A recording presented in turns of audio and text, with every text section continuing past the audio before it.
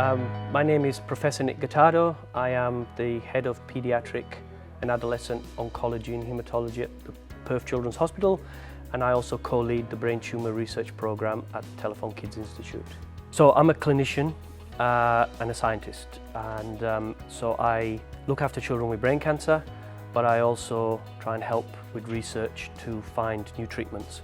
So our laboratory here really focuses on using sophisticated modelling techniques so that we can test new treatments that we can then hopefully take into the clinic, and the aim being to find things that are more effective but also less toxic. There are some brain cancers that here and now today are 100% incurable. So when you meet the family and you diagnose a particular brain tumour, which is known as diffuse intrinsic pontine glioma, you know that child will be dead in 2 years' time. And that remains the single worst news you can ever break to anybody, because you actually cannot even give them any hope, because there's just nothing that has worked. So that statistic has to change. On the other side, there are some brain tumours that we're much more successful at curing. Medulloblastomas probably, which is the most common brain cancer of childhood, we actually have not a bad survival rate. I mean, one always wants it to be better, but it's around up to about 70–75%. Because really at the moment we have three main weapons against brain cancer: the surgeon, the radiation oncologist, so radiation and chemotherapy, and in recent times we've got these new therapies that are coming out, like immunotherapy and targeted therapies.